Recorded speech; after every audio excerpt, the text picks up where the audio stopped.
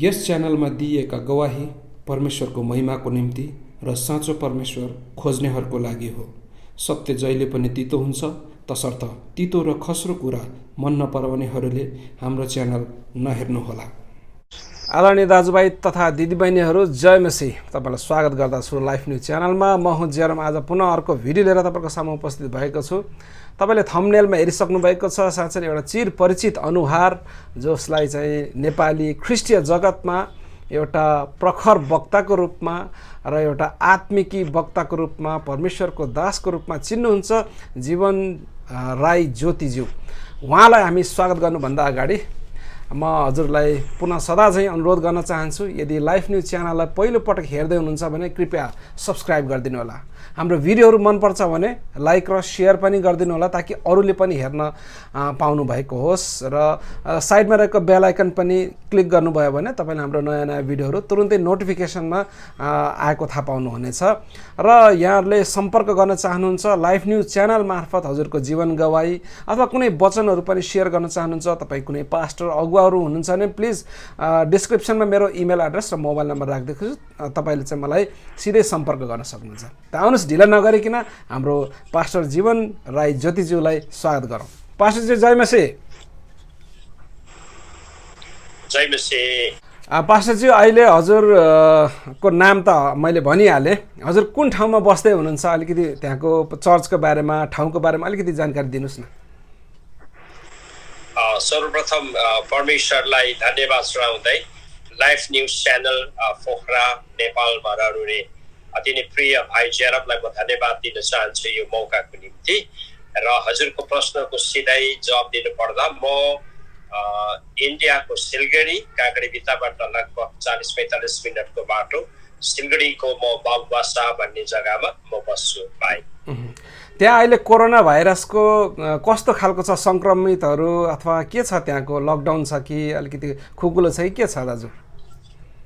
हजुरलाई ताजा जानकारी दिनुपर्दा इन्डियाकै बारेमा भन्नुपर्दा झन्डै 16 देखि 17 लाख मानिसहरू सङ्क्रमित भएका छन्। र सिलगढीमा हिजो मात्रैको न्युजमा हेर्नु भने हिजो मात्रै सिलगढीमा 10 जना व्यक्तिहरू कोरोना सङ्क्रमित भएर मरेको जानकारी छ। र सिलगढीमा अहिलेलाई चाहिँ फिलहाल चाहिँ हप्तामा 2 दिन लकडाउन हुन्छ अनि 5 दिन चाहिँ अहिले खुल्ला गरिएको छ। तर यो सङ्क्रमण चाहिँ बढेर गइराखेको छ भाइ। ल ठिक छ, यो कुरा चाहिँ अब एकछिन थाती राखौँ, किनभने हाम्रो विषय चाहिँ आज अलिकति भिन्दै छ। तर पनि प्रभुले हजुरको फ्यामिली, हजुरलाई र हजुरको वरिपरिको ठाउँ चाहिँ सुरक्षित राख्नु भएको होस् भनेर हाम्रो दर्शकवृन्दहरूले पनि प्रार्थना गरिदिनु होला र हजुरले पनि हाम्रो दर्शकवृन्दहरूलाई प्रार्थना गरिदिनु होला। अब हामी विषयवस्तुतर्फ लागौँ।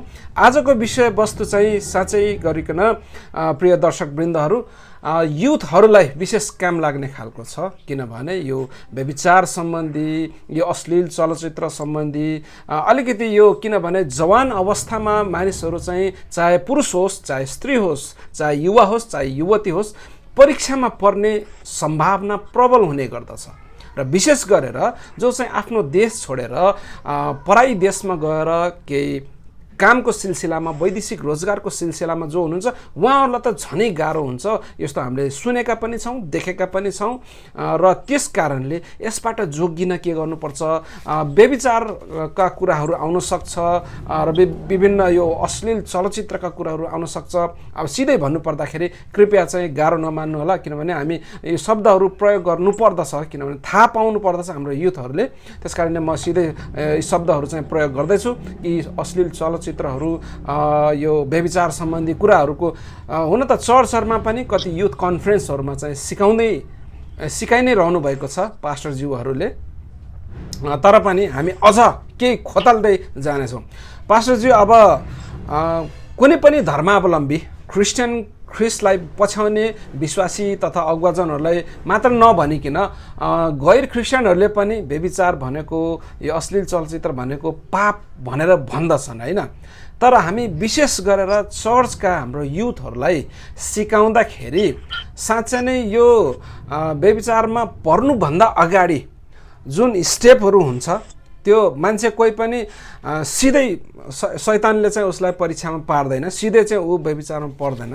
तर त्योभन्दा अगाडि कति कुराहरू स्टेप बाई स्टेपका हुन्छन्, जस्तै हेर्ने, त्यसपछि सोच्ने, त्यसपछि त्यसलाई एप्लाई गर्ने, यी कुराहरू हुन्छन् होइन। यसलाई हजुरले युथहरूलाई शिक्षा दिँदाखेरि हजुरले कसरी दिन चाहनुहुन्छ, अथवा हजुरले हजुरको वरिपरि वा कुनै घटना त्यस्तो सुन्नमा आएको छ भने त्यो व्यभिचारमा परेका व्यक्तिहरूले कस्तो खालको कष्टहरू पाएका छन्, कसरी परेका छन्, त्यो अलिकति बताइदिनुहोस् न, ताकि हाम्रो दर्शकवृन्दहरू चाहिँ चनाखो हुन सक्नुभएको होस्, यसलाई अभोइड गर्न सक्नुभएको होस्। धन्यवाद तपाईँको प्रश्नको निम्ति अति नै आदरणीय प्रिय भाइ। विशेष लाइभ न्युज च्यानलमा उपस्थित हुनुहुने सम्पूर्ण दर्शकवृन्दहरूलाई आदर गर्दै सम्मान जनाउँदै, चाहे ख्रीष्ट यीशुमा विश्वास गर्नुहुने उहाँको अनुयायीहरू या त सम्पूर्ण अरू धर्मावलम्बी व्यक्तिहरू जसले यो च्यानललाई हेरिरहनु भएको छ, म एकदमै विशेष धन्यवाद दिन्छु तपाईँहरूलाई पनि। र यो अलिकति संवेदनशील विषय भएको कारणले गर्दाखेरि मैले दर्शकहरूभित्र केही यस्तो शब्दहरू पनि राख्नुपर्ने हुन्छ, जस्तै लज्जाजनक शब्दहरू भनौँ, लज्जाशील शब्दहरू भनौँ, लाज लाग्ने शब्दहरू भनौँ, त्यसको निम्ति म क्षमा प्रार्थी छु। र विशेष यो प्रश्न एकदमै राम्रो प्रश्न हजुरले राख्नु भएको छ र यो विषयमा केवल आजको वर्तमान युवाहरूलाई मात्रै नभएर, तर यो विषयमा धेरै ठुला मानिसहरू पनि, विभिन्न धर्म मान्ने मानिसहरू, इभन कोही बेला त धर्मलाई अगाडि बढाउने भनौँ गुरुजनहरू पनि यो विषयमा फँसिराखेको हामी देख्छौँ। एकदमै बेसी मात्रामा होइन, तर कम्ती मात्रामा भए पनि यो समस्या केवल युथहरूलाई मात्रै नभएर ठुला मानिसलाई पनि यसको समस्याहरू कति हामी देख्छौँ, तर बेसी मात्रामा चाहिँ यो युवाहरूको निम्ति पक्का पनि हो। र विशेष गरेर तपाईँको उत्तर मैले दिनु पर्दाखेरि व्यभिचार भन्ने मलाई जहाँसम्म लाग्छ कुनै पनि धर्म पुस्तकहरूले व्यभिचारलाई पाप भनेरै मान्दछ, साथमा यसलाई कसैले पनि स्वीकार गर्दैन। अनि व्यभिचारलाई अझै बाइबलमा हेर्नु भने चाहिँ व्यभिचार गर्नु अथवा अश्लील चलचित्र हेर्नु चाहिँ एकदमै मात्र पाप हो भनेर बाइबलले स्पष्ट मात्रामा लेखेका हामी पाउँछौँ। बाइबलको पहिलो कोरिन्थी 6:9 - 18 पद जब हामी पढ्छौँ, योनाको 8 अध्यायको 1 - 10 पदहरू हामी पढ्छौँ, रोमी 2:22 पदहरू हामी जब पढ्छौँ भने व्यभिचार चाहिँ एकदमै डरलाग्दो पाप हो, एकदमै डरलाग्दो पाप हो। अनि यो पापले चाहिँ मानिसलाई नरक कुण्डमा नै पुर्याउँछ भनेर चाहिँ बाइबलले हामीलाई बताउँदछ। र विशेष गरेर यो विषयमा अझै म तपाईँलाई बताउँ, पोर्नोग्राफीको कुराहरू पनि यो भित्र आउँदछ, म तपाईँलाई बताइहालौँ।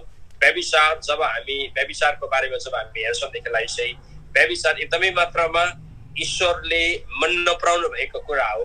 मलाई लाग्छ कुनै पनि धर्मको पुस्तकलाई हेर्नु हो भनेदेखिलाई त्यो धर्मले व्यभिचारलाई प्राथमिकता दिँदैन, कुनै पनि धर्म पुस्तकहरूले व्यभिचारलाई प्राथमिकता दिँदैन। अनि झन् बाइबलले त पटक्कै मात्रामा व्यभिचारलाई चाहिँ प्राथमिकता दिँदैन। तीमध्येमा म आइहालौँ, एउटा टपिकमा आइहालौँ, व्यभिचारलाई विशेष गरेर जब व्यभिचार अहिले बढिराखेको छ भने एउटा चाहिँ अश्लील चलचित्र हेर्नु अनि पोर्नोग्राफी हेर्नु कुरोले गर्दाखेरि झन् मानिसहरूको अहिले विशेष जवानहरूको भाइ बहिनीको छोराछोरीको अझै वर्तमान अवस्थालाई हेर्नु भने उहाँहरूको जीवनमा अझै धेरै समस्या आइराखेका हामी देख्दछौँ।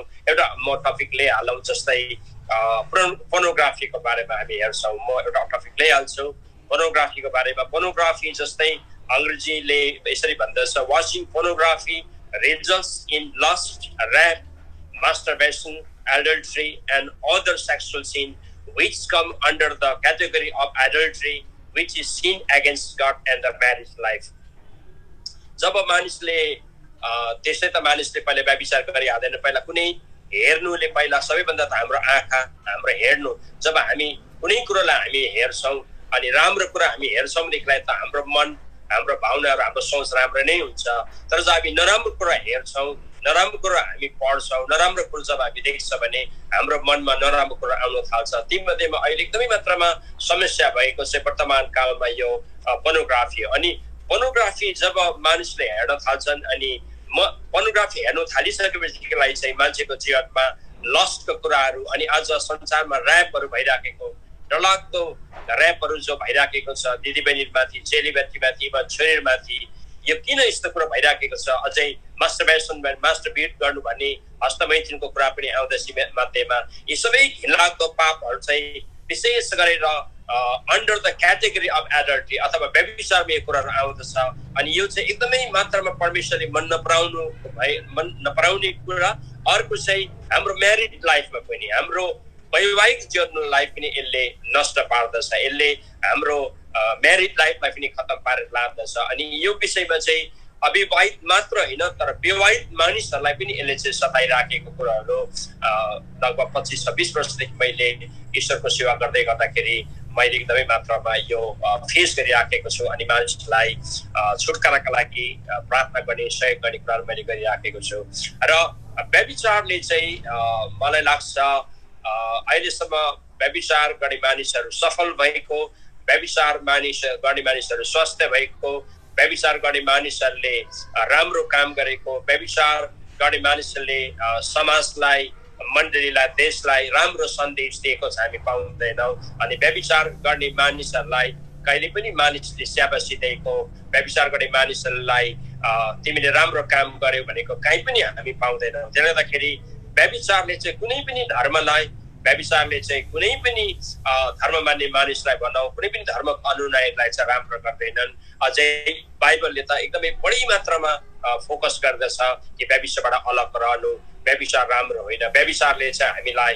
हाम्रो जीवनको मुक्ति पनि हामी गुमाइ पठाउँछौँ परमेश्वरले दिएको अनुग्रह पनि हामी गुमाइ पठाउँछौँ भन्ने कुराहरू बताउँदछ र अझै म अर्को प्रश्नहरू तपाईँले गर्दै लानुहुँदाखेरि अझै पनि म विश्लेषण गर्दै लानेछु धन्यवाद धन्यवाद दाजु अनि यो धेरै व्यक्तिहरूमा विशेष गरेर पुरुषहरूमा कतिजना महिलाहरू पनि यो भित्री कुरा हो अलिकति पोर्नोग्राफी हेर्नको निम्ति उहाँहरू अबदेखि म हेर्दिनँ भनेर उहाँहरू कसम पनि खानुहुन्छ बाइबल पनि पढ्नुहुन्छ कति प्रार्थना पनि गर्नुहुन्छ तर पनि फेरि यो पटक पटक फेरि यो दोहोरिरहन्छ भनेर कति धेरै पीडित हुनुहुन्छ दाजुभाइ दिदीबहिनीहरू है अनि उहाँहरूलाई यो छुटाउनको निम्ति भरमग्दुर प्रयास गर्नुहुन्छ तर पनि छुटाउनै सकिन्न भन्नुहुन्छ किन होला यो कसरी होला धन्यवाद अघिकै रिलेटेड क्वेसनहरू छ म फेरि पनि त्यो पदहरू दिन चाहन्छु मत्ती 5:28 पद दोस्रो तिमोथी 2:22 पद रोमीको पत्र 8:5-8 पद रोमीकै पत्र 13:13-14 पद गलातीको तपाईँले 5:16-17 पद त्यसबाट अयुबको 31:1 पदहरू पढ्नुहुँदाखेरि चाहिँ तपाईँले यो सबै व्यभिचारको बारेमा तपाईँले त्यहाँ पाउनुहुन्छ र एउटा कुरा चाहिँ सबैजनाले याद गर्नुपर्ने हुन्छ जवानहरूले परमेश्वरले पटक्कै मन नपराउनु हुने पाप परमेश्वरले पटक्कै मन नपराउनु हुने पाप व्यभिचार हो भन्ने कुरा हामी सबैजनालाई थाहा छ त्यसको बादमा हत्या काटमार झुट बोल्ने कुराहरू त व्यभिचारलाई चाहिँ परमेश्वरले पटक्कै उहाँले मन पराउनुहुन्न भनेदेखिलाई एउटा कुरो चाहिँ हाम्रो नानीहरूले भनौँ छोराछोरीहरूले याद गर्नुपर्ने कुरा के हुन्छ भने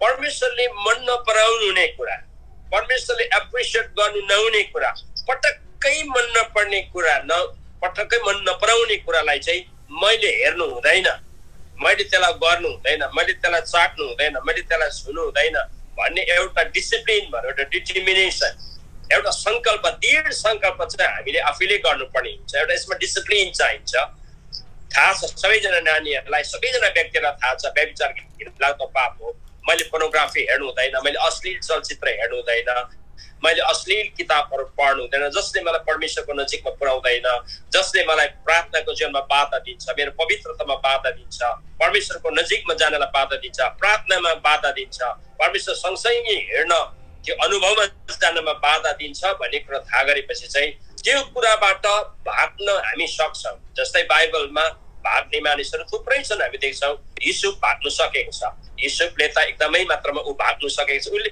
युसुफले चाहिँ डिसिप्लिन राखेको छ परमेश्वरले मन पराउनु नै यो कुरो साथमा मेरो मालिकले मन पराउनु हुन्न भन्ने कुरा चाहिँ युसुफलाई थाहा थियो अनि उसले चाहिँ आफूले आफ्ना डिसिप्लिन डिटर्मिनेसन गरेको थियो युसुफले चाहिँ उसले चाहेको भए सक्थ्यो व्यभिचार गर्न युसुफले तर सायद भित्रभित्र छुपाउनु पनि सक्थ्यो होला त्यो पोथीमाको त्यो भारमा तर युसुफले चाहिँ एउटा कुरा दृढ एउटा निर्णय गरेको छ पटक्कै परमेश्वरले मन नपराउने कुरा व्यभिचार हो र मेरो मालिकले पनि मन पराउँदैन। यो गरे भने मैले पनिसमेन्ट परमेश्वरबाट पाउँछु, मेरो मालिकबाट पाउँछु। मेरो जिन्दगी अन्धकार छ, भविष्य अन्धकार छ, मैले यो पाप गर्नु हुँदैन भन्ने एउटा डिटर्मिनेसन चाहिँ लिएको छ, अनुशासन भनौँ, अनुशासित भएको छ। उनी त्यसमा सक्सेस पनि भएको छ। म यसो भन्न चाहन्छु, मलाई पनि थाहा छ धेरैजना कसम खान्छ, रुन्छ, थुप्रै कुराहरू गर्छ, तर पनि त्यसमा फसिन्छ। मलाई पनि धेरै इन्टरनेसनल नेसनल कलहरू आउँछ। मेरो केही सरसल्लाह म हजुरलाई म दिन चाहन्छु। हजुरहरूले म अहिले बाइबल खोलिरहन म चाहँदैन, सुन्ने व्यक्तिहरूले याकुब 5:16 पद हजुरले पढ्नु सक्नुहुन्छ। याकुब 5:16 पद बादमा तपाईँले पढ्नुहोस्। पहिले यूहन्ना 1:8-9 पदहरू तपाईँले त्यहाँ पढ्नु होला। अनि पढ्नु भइसकेपछि विशेष गरेर एउटा म तपाईँलाई सल्लाह दिन चाहन्छु। छुटकारा कसरी पाउन सकिन्छ कुरामा भन्दाखेरि छुटकारा पाउन सकिन्छ। मेरो घरमा पनि धेरैजना मानिसहरू देश विदेशबाट आएर विभिन्न कुराबाट छुटकारा पाएर जानु भएको छ, प्रार्थनाको सहयोगमा भनौँ, अनि परमेश्वरको अनुग्रहद्वारा त्यो कुरा भएको। एउटा कुरो चाहिँ यो विशेष गरेर व्यभिचार भन्ने जो कुराहरू चाहिँ कतिपल्ट चाहिँ यो एउटा पुर्ख्यौली सिनहरू भनौँ, हाम्रो पिता पुर्खाबाट नै धेरैपल्ट आएको हुन्छ। धेरैपल्ट चाहिँ हाम्रो एन्सेस्टर कर्स पनि एउटा कुरा हो। यो एन्सेस्टर कर्स भएको कारणले गर्दाखेरि पहिला चाहिँ हाम्रो नानीहरूले भनौँ, छोराछोरी भनौँ, अथवा यो विषयमा समस्यामा भइराखेको भाइ बहिनी छोराछोरीलाई चाहिँ म के सजेस्ट गर्छु भन्दाखेरि चाहिँ हजुरले अब पिता पुर्खालाई सोधिबस्नु, आमा बाउलाई सोधिबस्नु त धेरैपल्ट गाह्रो हुन्छ। तर मैले यो विषयमा स्टडी गर्दै लाँदा र धेरैजना नानीहरूसँग मैले बातचित गर्दाखेरि चाहिँ उनीहरूको पुर्ख्यौली, उनीहरूको एन्सेस्टरमा यो पाप थियो, व्यभिचार भन्ने कुरा थियो, इभन आमा बाउमा पनि थियो भन्ने कुरा पत्तो लागेको छ, पाइएको छ हामीले। त्यसको बादमा चाहिँ यो नानीहरूलाई चाहिँ मैले के सजेस्ट गरेँ, नानीहरू हजुरले आफ्नो बाजे बोजूले गरेको पापहरू, आमा बाबुले गरेको पापहरू, अब उहाँहरू कतिजनाले तपाईँलाई बाइबल पढेको थिएन, प्रभुलाई विश्वासहरू पनि गर्नु सकेको थिएन, त त्यो नानीहरूलाई चाहिँ मैले सल्लाह दिए हजुरले रिपेन्टेन्स, पश्चातापको प्रार्थना गर्नु। मेरो बाजे बोजूको यो सिनहरू, मेरो बाजे बोजूको यो पापहरू चाहिँ नहोस् मेरो जीवनमा भनेर एउटा पश्चातापपूर्ण जब प्रार्थना उहाँले गर्नुहुन्छ ईश्वरको अगाडि, परमेश्वरले उहाँलाई पक्का पनि शक्ति दिनुहुन्छ, सामर्थ्य दिनुहुन्छ। एउटा चाहिँ पश्चातापपूर्ण प्रार्थना गर्नुपर्ने कुराहरू हुन्छ। कतिपल्ट चाहिँ बाजे बोजूबाट आएको हुन्छ भन्ने कुरा हामी बाइबलमा पनि धेरै जग्गा हामी पाउँदछौँ। अर्को चाहिँ अब म तपाईँलाई बताउँछु, एउटा चाहिँ स्ट्रङ डिटर्मिनेसन, सेल्फ डिसिप्लिन। मैले भने सेल्फ डिसिप्लिन हुनै पर्छ। हामी मेरो घरमा म नराम्रो किताब राख्दिनँ, मेरो मोबाइलमा नराम्रो म पिक्चर हेर्दिनँ, म पोर्नोग्राफी भन्ने त एकदमै पटक्कै मात्रामा म झन् म मेरो मनबाट म मनमै आउन दिँदिनँ, मेरो त्यहाँ ध्यान म जानै दिँदिनँ। एउटा डिसिप्लिनमा आउनै पर्छ मानिसहरू, दृढ सङ्कल्प डिसिप्लिनमा आउनै पर्छ, अनुशासनमा आउनै पर्छ, एकदमै मात्रामा अनुशासित, आफूले आफूलाई अनुशासन गर्नु पर्यो। यो म गर्दै गर्दिनँ भनिकन। अनि मैले धेरैपल्ट गवाईहरू बाँडेको छु। इभन सिलगढीमा म पहिला जवान हुँदाखेरि सिलगढी शहरमा पनि मलाई 2 वर्षभित्रमा 3 जना प्रस्टिट्युटहरूले, जब म यङ थिएँ, प्रस्टिट्युटहरूले 3 जना प्रस्टिट्युटले 2 जना प्रस्टिट्युटले मलाई राति 8:30-9 बजे राति मलाई आक्रमण गरेको। त्यति बेला म यङ थिएँ सिलगढीमा, एकदमै जवान, जस्तै 28-30 वर्षको जवान थिएँ भनौँ।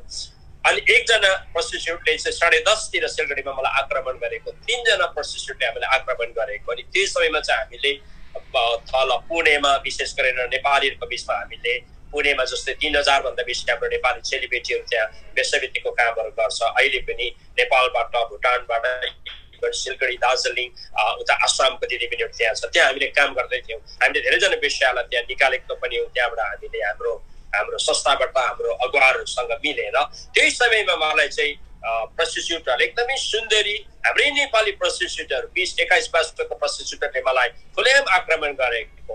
तर म यति साह्रो डिसिप्लिन थिएँ, म परमेश्वरसँग डराउँछु। अर्को कुरो चाहिँ म एकदमै डिसिप्लिन थिएँ। त्यो समयमा मेरो प्रत्येक दिन 7-8 घण्टा प्रार्थना पनि डेली चल्थ्यो, म जवान हुँदाखेरि। अनि मलाई केही जस्तो लागेन त्यो 3 जना चेलीबेटीहरू वेश्यावृत्तिले जब मलाई राति आक्रमण गर्यो, सिधा मैले अघि नै क्षमा मागिसकेको छु तपाईँहरूलाई। मलाई त्यो नेपाली वेश्याले आज रात म तपाईँसँग म सुत्न जान्छु, आज रात तपाईँले मलाई लानुहोस् घरमा भनेर भनेको। मध्य दिन 10:30 बजेतिर पनि त्यस समयमा मैले मेरो सेनेपालले मलाई कल गरेको थिएँ, मेरो वाइफलाई कल गरेको थिएँ। अनि भरे उनीहरू रुँदै गएको थियो। मैले उनीहरू प्रभुको वचन सुनाएको थिएँ।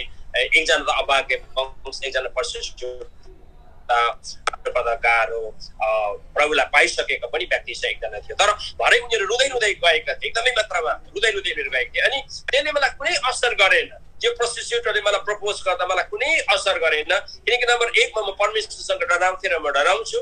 अर्को कुरो चाहिँ मेरो प्रार्थनाको जीवन थियो, अनि म एकदमै डिसिप्लिन थिएँ, एकदमै मात्रामा डिसिप्लिन थिएँ। अहिले पनि म डिसिप्लिन छु। त्यसले गर्दाखेरि चाहिँ म के भन्छु भनेदेखिलाई कुनै पनि कुरो हाम्रो अगाडि आँखाको अभिलाषा थुप्रै कुरा आक्रमण आउन सक्छ। त्यति बेला हामी कतिको प्रभुसँग डराउँछ भन्ने कुरा, प्रभुले हेर्दै हुनुहुन्छ मलाई भन्ने कुरा।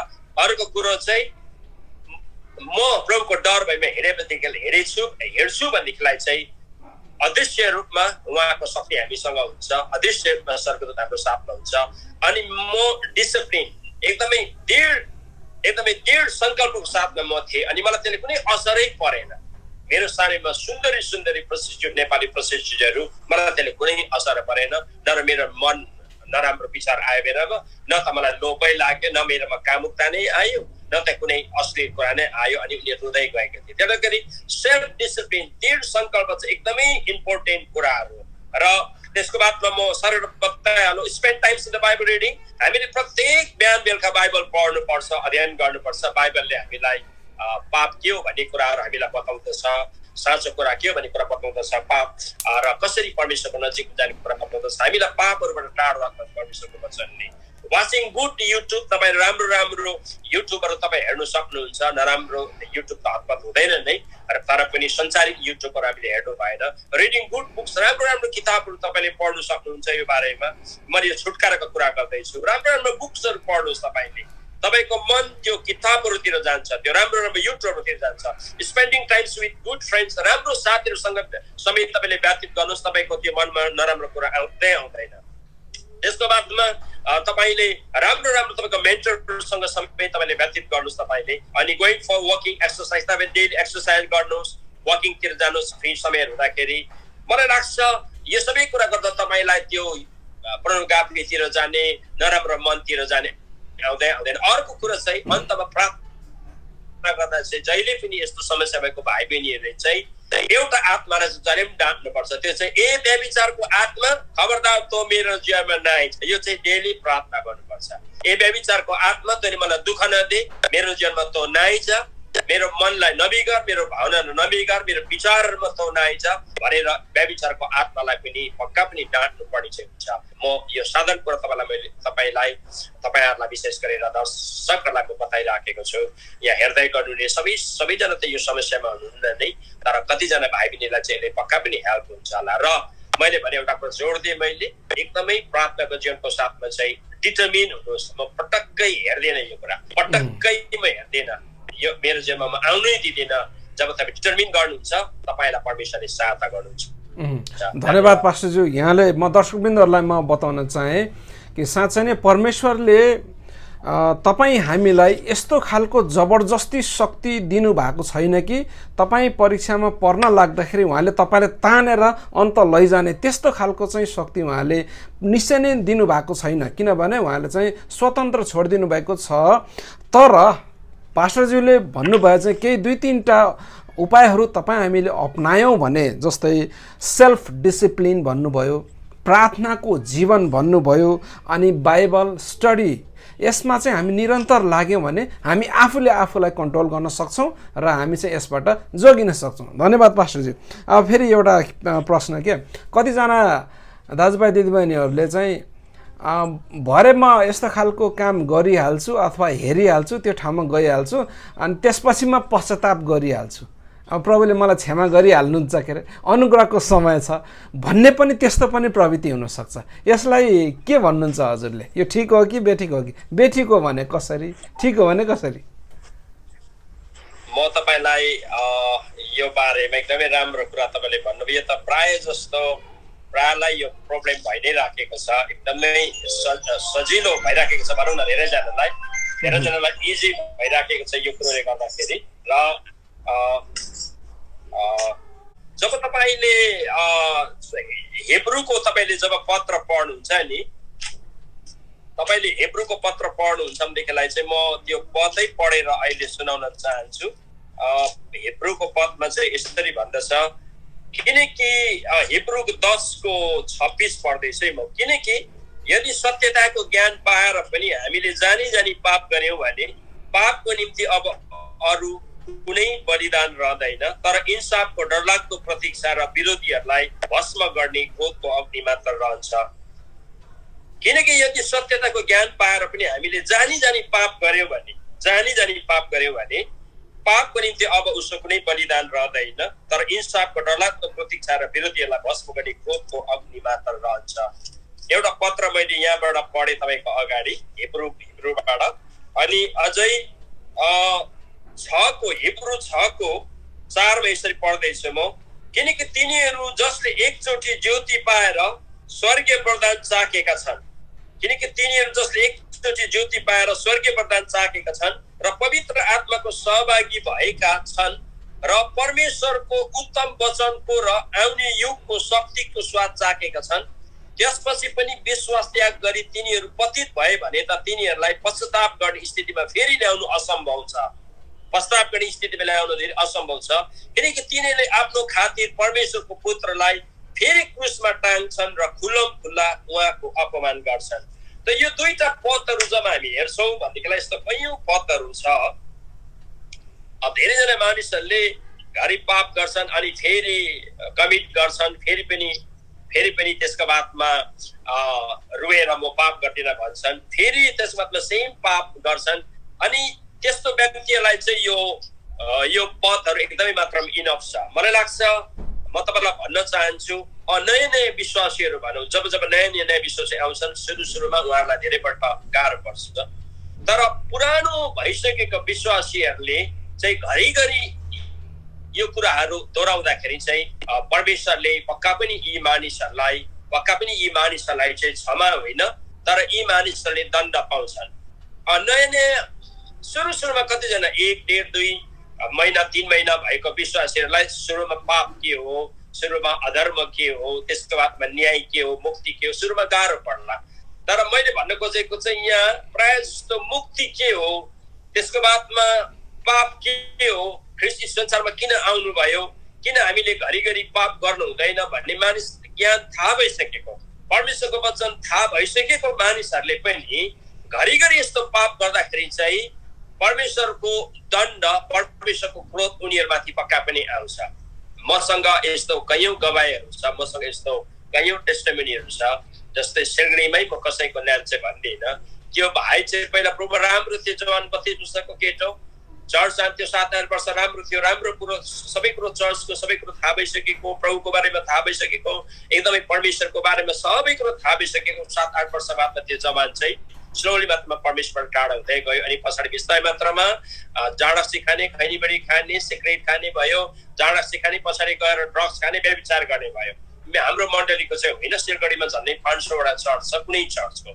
त्यो भाइलाई मैले झन्डै 4 वर्षसम्म फलो गरेँ। मैले त्यो भाइलाई 4 वर्षसम्म लगातार मैले त्यो भाइलाई फलोअप गरेँ घरमै गएर। उनी हाम्रो मण्डलीबाट अलिक टाढो, तर प्रभुको आत्माले मलाई त्यो भाइको घरमा कन्टिन्यू फलोअप गर्नु, भाइ यस्तो काम नगर भनिकन धेरै गएर मैले भाइलाई चाहिँ पवित्र आत्माको अगुवाई मैले सम्झाइ मानेन। पछाडि गएर त्यो भाइ त म आउँदाखेरि भाग्नै पनि भयो, पटक्कै मेरो कुरा नसुनि म देख्दा भाग्नै भयो। उहाँको आमा बाबाहरू परिवार सब थाकिसकेको थियो, 32 इयर्सको जवान है। त अब त्यो भाइ एक बेलुका हस्पिटलाइज हुनुभयो एउटा नर्सिङ होममा। उहाँको आमाले मलाई राति बोलाउनु भयो, 12 बजी म पुगेको थिएँ। 32 इयर्स पुगेको भाइ, जसलाई मैले 4-5 वर्ष चाहिँ सम्झाएको थिएँ, यस्तो कुरा नहेर, यस्तो कुरा नखाऊ, परमेश्वरमा फर्क, चर्चमा आऊ, तिमीलाई सबै कुरा प्रभुको थाहा भएको, किन प्रभुलाई तिमी त्याग्छौ, नराम्रो कुरा नखाऊ, नहेर, व्यभिचार नगर, सम्झाउँदै आएको मैले भने मलाई त्यो गलत त्यो भाइ भाग्ने भएको थियो। त्यो भाइ यति साह्रो भयो। अनि 12 बजी राति पुगेको थिएँ, झन् 12 बजीदेखि लिएर बिहान 3 बजीसम्म चाहिँ उनको मुखबाट चाहिँ र नाकबाट चाहिँ रगतको फाल्सा गएको थियो झन्डै। मैले र उहाँको आमाले चाहिँ 2 बाल्टी जस्तो रगतको फाल्सा चाहिँ हामीले कटनले पुस्दै हामीले के गरेको थियो, बाल्टीमा राखेको थियो। अनि भनेको मैले डक्टरलाई 3 बजीतिर भेट्दाखेरि डक्टरले यो मान्छे त अलमोस्ट मरिसकेको छ, हामीले अक्सिजनहरू हालेर, हामीले विभिन्न तारहरू हालेर यो भाइलाई बचाउने प्रयास गरेको, तर ऊ मरिसकेको छ मान्छे हो भनेर मलाई डक्टरले भन्नुभयो। अनि उनको फोक्सो सब खतम, किडनी सब खतम, लिभर सब खतम, सारो शरीरमा केही पनि छैन। अनि मैले उहाँको आमालाई पनि भन्दा आमा रुनु भएको थियो। अनि म त्यति बेला पास्टर भएको थिइनँ। अब यो अलिकति लामो कुराहरू छ। अनि त्यसको बादमा मैले त्यो भाइको आत्मालाई चाहिँ परमेश्वरको हातमा मैले समर्पण गरेको थिएँ नि। त्यति बेला चाहिँ अब यो मेरो व्यक्तिगत अनुभव हो। परमेश्वरले त्यति बेला मलाई चाहिँ अहिले त गोठाला भइहालेको छैनस् र त अहिले गोठाला होइनस् र अहिले समर्पण गर्न सक्दैनस् यो आत्मा भनेर प्रभुले मलाई भन्नुभएको थियो। यो मेरो व्यक्तिगत विचार है, सबैले यसलाई मान्नु सक्छ सक्दैन मलाई थाहा छैन। अनि त्यस बादमा म एकदम उकुस मुकुस भएको थिएँ। मैले प्रार्थना गरेँ, प्रभु म कसलाई बोलाउँ त्यसो भए, कसलाई बोलाउँ भनेर भन्दाखेरि चाहिँ त्यसको बादमा प्रभुले मेरो सिनियर पास्टरको नाम दिनुभएको थियो है। अनि सिनियर पास्टर बाबुलाई बोला भनेर भन्नुभएको थियो। अनि त्यही बिचमा मैले सिनियर पास्टर बाबुलाई मैले कल गरेँ। अनि सिनियर पास्टर बाबुलाई मैले कल गरेर उहाँ अन्डवे आउँदै गर्दाखेरि चाहिँ मैले साह्रै चित्त नबुझेर चाहिँ त्यो भाइको चङ्गाइको लागि नै मैले प्रार्थना गर्दै थिएँ। प्रभु यो भाइलाई तपाईँले चङ्गाइ गर्नुहोस्, यो भाइलाई चङ्गाइ गर्नुहोस् भनेर मैले रुँदै प्रार्थना गर्दा प्रभुले मलाई के भन्नु भने त्यति बेला यो मेरो व्यक्तिगत अनुभव हो। छोरा, यो छोरालाई मैले धेरै मौका दिएँ अनि तिमीले नै धेरै वर्षसम्म यो छोरालाई चाहिँ सही मेरो बाटो बनाउनको लागि प्रयास गर्यो, तर यसले मेरो कुरा मानेन।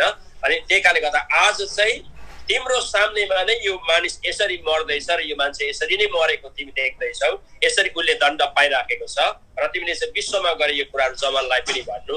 तिम्रो प्रार्थना मैले सुनेको छु, तर चङ्गाइको प्रार्थना नगर, यो मान्छे मर्छ नै, म यो मान्छेलाई यसरी नै दण्ड दिइराखेको छु। अनि हाम्रो परमेश्वर चाहिँ क्रिएटर हुनुहुन्छ, हाम्रो परमेश्वर चाहिँ प्रोटेक्टर पनि हुनुहुन्छ, हाम्रो परमेश्वर चाहिँ डेस्ट्रोयर पनि हुनुहुन्छ है। हाम्रो परमेश्वर चाहिँ सृष्टिकर्ता हुनुहुन्छ, सुरक्षा दिने पनि परमेश्वर हुनुहुन्छ। उहाँको डर भएमा हिँड्नेलाई उहाँले सुरक्षा दिनुहुन्छ, तर उहाँको वचन पालन नगर्नेहरूलाई घरिघरि अटेर गर्नेलाई चाहिँ उहाँले डेस्ट्रोय पनि गर्नुहुन्छ है, डेस्ट्रोयर पनि हुनुहुन्छ उहाँ। अनि मलाई त्यति बेला परमेश्वरले भजन सङ्ग्रहको सुन्नु मात्रै सुन्दै हुनुहोस् तपाईँले, भजन सङ्ग्रहको मलाई 50 अध्यायको मलाई यो पद परमेश्वरले त्यति बेला दिनुभएको, म यसरी पढ्दैछु तपाईँको अगाडि। भजन सङ्ग्रह 50 को यसरी भन्दछ 18बाट 17बाट, त मेरो शिक्षालाई घृणा गर्दछस् र मेरो वचनलाई लत्याउँछस्, चोरलाई भेट्दा त चोरकै साथी हुन्छस् अनि त व्यभिचारीको सङ्गत गर्छस्, खराबी बोल्नलाई त आफ्नो मुख चलाउँछस् र तेरो जिब्रोलाई छली कुराको लागि काम लगाउँछस्, त निरन्तर आफ्नै भाइको विरुद्धमा बोल्छस् र तेरो साक्कै भाइको निन्दा गर्छस्। तैँले यो सब काम गरेको छस् र म चुप लागे, तैँले सोचिस् म सर्वदा त जस्तै छु, तर म तँलाई हप्काउने छु र तेरै मुखको अघि तेरो दोष देखाउने छु। हे परमेश्वरलाई बिर्सने हो, यो राम्ररी विचार गर, नत्र त म तँलाई टुक्रा टुक्रा पार्नेछु अनि तँलाई छुटाउने कोही पनि हुँदैन। हेर्नुहोस् है, परमेश्वरले यो वचन मलाई दिनुभएको त्यति बेला कि परमेश्वरले चाहिँ धेरैबाट मान्छेलाई चाहिँ राम्रो होस् भनेर मौका दिनुहुन्छ, परमेश्वरको वचनबाट, प्रभुको दासहरूबाट, पास्टरबाट, प्रचारकबाट, बाइबल शिक्षकहरूबाट, आमाहरूबाट, अगमवक्ताबाट। तर जब मानिस अटेरी भएर जाँदछ परमेश्वरले चाहिँ त्यसरी दण्ड दिनुहुँदैछ नि। भरै त्यो भाइलाई मैले प्रार्थना गर्दा प्रभुले भन्नुभयो त्यो चाहिँ अहिले गोठाला भएको छन्। म त साधारण त्यति बेला विश्वासले म पास्टर भएको थिइनँ, यो त झन्डै 17-18 वर्ष अगाडिको कुरा हो। भरे मैले मेरो सिनियर पास्टरलाई बोलाएँ अनि सिनियर पास्टर आउनु भयो। अनि सिनियर पास्टर आउनु भएर उहाँको त्यो भाइको छातीमा, त्यो भाइले त अन्तिम अब रगत प्राय सकिसकेको थियो, आउनुभयो। अनि सिनियर पास्टरले आमा आउनु भएर जस उहाँको शरीरमा हात मात्रै राख्नुभयो, त्यो भाइ मर्यो। हेर्नुहोस्, त्यो भाइ मरेर गयो। यो क्रिस्चियन भाइ कसरी मरेर गयो मेरो सामनेमा भन्ने कुरा मैले तपाईँलाई बताइराखेको छु। त्यो भाइ पहिला राम्रो थियो, तर मैले भने सङ्गत, साथीहरूको सङ्गत, फ्रेन्ड्सहरूको सङ्गतले बिग्रिँदै गएपछि चाहिँ व्यभिचार गर्ने, जाँडा सेकाने, भाङधतुरा खाने, ड्रग्स खाने भएको थियो। लास्टमा गएपछि अब कति व्यभिचार गरे उसले हामीलाई थाहा छ।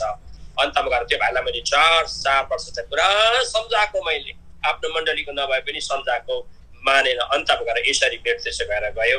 अनि यो भाइको आत्मा कहाँ गयो भन्ने कुरा चाहिँ अब म चाहिँ अहिले भन्नु सक्दिनँ, अहिले भनिहाल्नु सक्दिनँ, मलाई यो कुराहरू थाहा छ। पछि सायद सन्दर्भ आउँदाखेरि बताउला। र म यहाँ राख्न चाहन्छु र व्यभिचार गर्ने मानिसहरू भनौँ, व्यभिचार गर्ने मानिसहरूलाई हाम्रो भाइ बहिनी, हाम्रो छोराछोरी यो विषयमा लाग्ने मानिसहरू चाहिँ के भनौँ, एकछिनको मजा भनौँ। व्यभिचार गर्दाखेरि विभिन्न कुरा हेर्दा एकछिनको मजाको कुरा हुन्छ, तर त्यसको कन्सिक्वेन्स बहुत खतरनाक हुन्छ। परमेश्वरले यसको कन्सिक्वेन्स बहुत डरलाग्दो लिनुहुन्छ भन्ने कुरा चाहिँ धेरैपल्ट याद गर्दैन मानिसले। अनि तपाईँलाई थाहा छ सदम र गमरामा प्रभुको अनुगमन डाक्टर पावल दिनाकरज्यूसँग म 2 पल्ट सदम गमरामा पुगेको छु। सिनै पर्वतमा म त्यही स्पटमा पुगेँ। सदम र गमरालाई खत्तम गर्नुमा खास के त्यहाँ वजह थियो भन्दाखेरि त्यो जग्गा त राम्रो थिएन नै, एकदमै बढी मात्रामा एडल्ट्रस त्यहाँ थियो, मूर्ति पूजकहरू थियो, एडल्ट्रसहरू त्यहाँ थियो, एकदमै मात्रामा व्यभिचारीहरू थियो। अनि डरलाग्दो व्यभिचारीहरू भएको कारणले गर्दाखेरि नै इभन तपाईँलाई बाइबल स्टडी गर्नेलाई थाहा छ यो बारेमा स्वर्गदूतहरू समेतलाई पनि व्यभिचार गर्न चाहने मान्छेहरू त्यहाँ थिएपछि परमेश्वरले सदम र गमरालाई चाहिँ नष्ट पारेको। अहिले पनि सदम र गमरामा यसरी कोटाउँदाखेरि आगो भेटिन्छ जस्तो अहिले पनि कालो कालो त्यहाँ चाहिँ छ।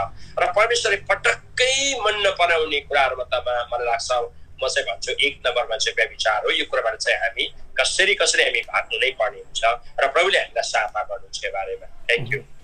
हुन्छ, धन्यवाद पास्टरज्यू। यहाँले लगभग सबै कुरा चाहिँ यो पाप सम्बन्धी भनिहाल्नुभयो, व्यभिचारको पाप सम्बन्धी। त्यस कारणले हजुरलाई अब कुनै कुरा बाँकी रह्यो जस्तो लागेन, तर पनि अब हामी कार्यक्रमको अन्त्यमा छौँ। हजुरको अझ केही कुराहरू छ भने प्लिज हजुरले राख्न सक्नुहुन्छ अन्त्यमा। धन्यवाद। म यसो भन्न चाहन्छु, अब हाम्रो छोराछोरीहरूलाई मैले धेरै बाइबल स्कुलहरूमा पनि पढाउने गर्छु, म नेसनल इन्टरनेसनल। अनि धेरैपल्ट बाइबल स्कुलमा पढाउँदै गर्दाखेरि म माफी चाहन्छु, धेरै बाइबल स्कुल पढाउँदै गर्दाखेरि बिचमा रोकिएको छु। अनि रोकिएर मैले अगमबानीहरू गरेको छु र इङ्गित गरेको छु नानीहरूलाई। अनि बाइबल स्कुलमा कतिपल्ट त छोरीहरू अगाडि आएको छ, पुलपिटको अगाडि आएको छ। अनि मलाई माफ गर्नुहोला, म चाहिँ अहिले मास्टरबिट गर्छु, म हस्तमैथुन गर्छु, सर मलाई हेल्प गर्नुहोस् भनेर बाइबल स्कुलको पुलपिट अगाडि आम स्टुडेन्टहरूको अगाडि आएर रोएको छ मेरो अगाडि सामनेमा। दिदी बहिनीले पनि यो कुराहरू प्राय गर्ने गर्दछन्। मलाई प्राय इन्टरनेसनल अहिले पनि फोन आउँछ, डिल गरिराखेको छ मैले यो कुराहरूमा। त अब हस्तमैथुन गर्नु पाप हो कि होइन भने धेरै मान्छेले सोध्ने गर्दछ। अनि म अङ्ग्रेजीको केही कोटहरू यसो गर्न चाहन्छु। म द बाइबल स्पेसिफिकली फर्बिड्स एडल्ट्री अथवा व्यभिचार, फर्निकेसन, homosexual sex, incest, bestiality,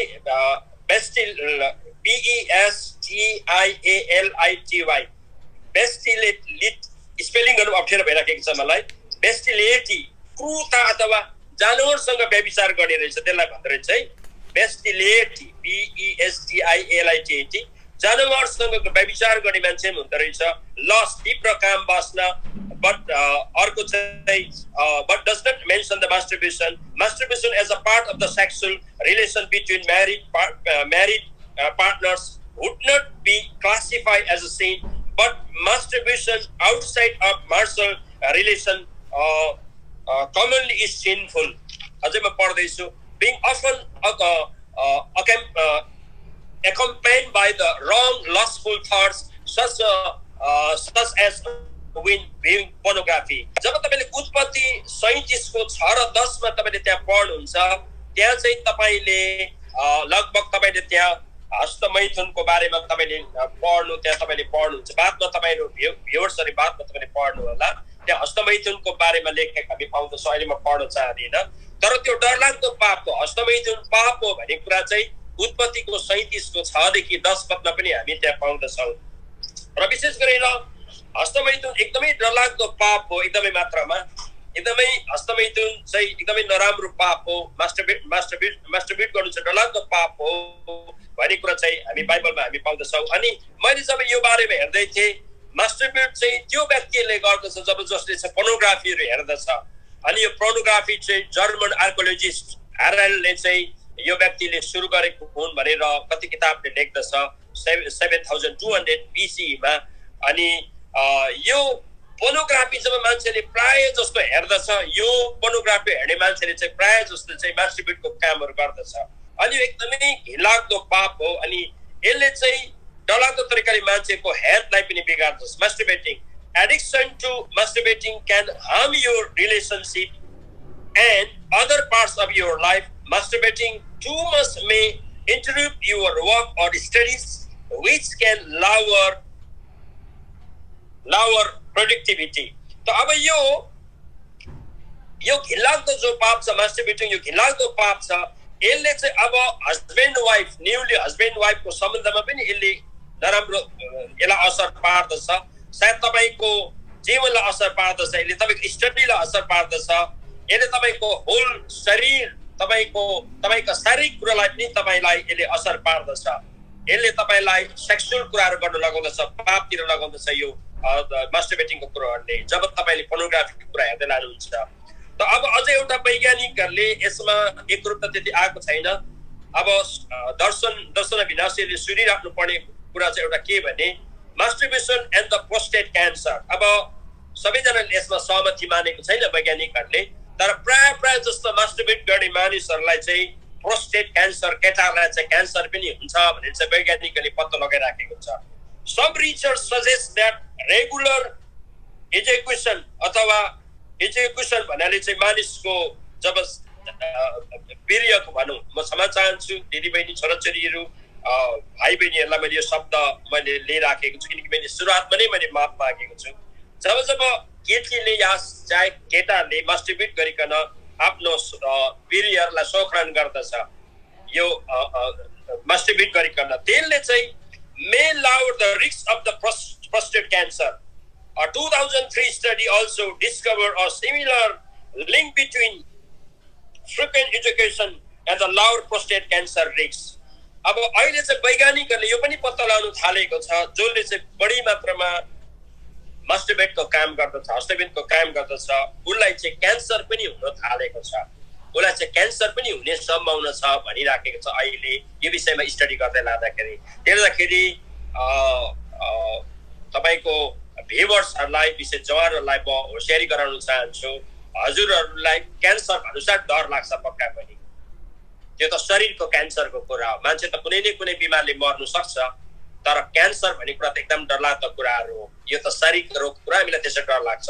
तर त्योभन्दा अझै डरलाग्दो चाहिँ परमेश्वरको नजरमा घिनलाग्दो हुनु र परमेश्वरको दण्डमा पर्नु, परमेश्वरको नजरमा चाहिँ एकदमै मात्रामा परमेश्वरको क्रोधमा पर्नु चाहिँ अझै डरलाग्दो कुराहरू। अनि व्यभिचार गर्ने प्राय जस्तो मानिसहरू चाहिँ परमेश्वरको राज्यमा जानु सक्दैन भनेर कैयौँ यस्तो पदहरू छ, कैयौँ बाइबलमा लेखेको कुराहरू छ। र आज आदरणीय जेरम भाइको यो जो च्यानल मार्फत, हामीले लाइभ न्युज च्यानल मार्फत यो केही संवेदनशील कुराहरू हामीले सुनिराखेका छौँ। म प्रेरणा दिन चाहन्छु, प्रार्थना गर्छु, तपाईँले यो विषयमा तपाईँले छुटकारा पाउन सक्नुहुन्छ, छुटकारा पाउन सक्नुहुन्छ। मैले कतिवटा आइडियाहरू दिएको छु, तपाईँ एकदमै मात्रामा छुटकारा पाउन सकिन्न भने ख्रीष्ट यीशुको रगतमा चाहिँ सबै पाप अधर्म क्षमा हुन्छ, सबै पाप अधर्मको छुटकारा हुन्छ, सबै समस्याहरू छुटकारा हुन सक्छ ख्रीष्ट यीशुको रगतमा।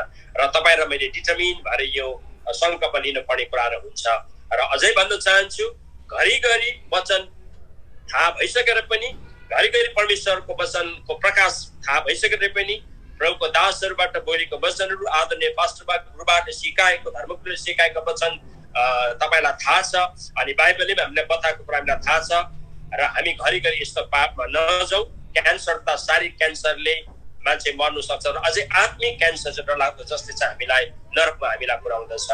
र मलाई लाग्छ मैले धेरै समय लिएको छु, र मैले केही बिचमा सही तरिकाले विश्लेषण गर्न मैले सकिनँ भने या मेरो कुनै शब्दहरूले हजुरलाई चोट पुग्यो भने म क्षमा चाहन्छु। केही संवेदनशील विषय थियो र नबुझेको खण्डमा भाइ जयरामजीसँग या हजुरले मसँग सिधै सम्पर्क राख्न सक्नुहुन्छ, अथवा यो विषयमा तपाईँले आफ्नो अगुवाहरूसँग पनि सहयोग पाउन सक्नुहुन्छ। धन्यवाद। जय मसीह। हुन्छ, धन्यवाद पास्टरज्यू, हजुरले अमूल्य समय दिनुभयो। साँच्चै नै यहाँको जुन यो शिक्षा छ, मलाई आशा छ युथ मात्र नभइकन विवाहित पुरुष तथा स्त्री, हाम्रो विश्वासी तथा विश्वास नगर्ने, ख्रीष्टलाई विश्वास नगर्ने दाजुभाइ दिदीबहिनीहरूले पनि यहाँबाट चाहिँ ठुलो शिक्षा लिन सक्नुहुन्छ कि साँच्चै नै यी कुराहरू कति डरलाग्दा छन्। हाम्रो जीवनसँग नै, हाम्रो समाजसँग नै, हाम्रो परिवारमा नै ठुलो खलल पार्ने कुराहरू छन्। त्यस कारणले यसबाट होसियारी हुनु चाहिँ अति आवश्यक छ। पास्टरज्यूले भन्नुभयो चाहिँ यदि हामीले परमेश्वरको सहारा लियौँ भने निश्चय नै हामी विजय हुन सक्छौँ, किनभने हामी कतिपय अवस्थामा कमजोर छौँ।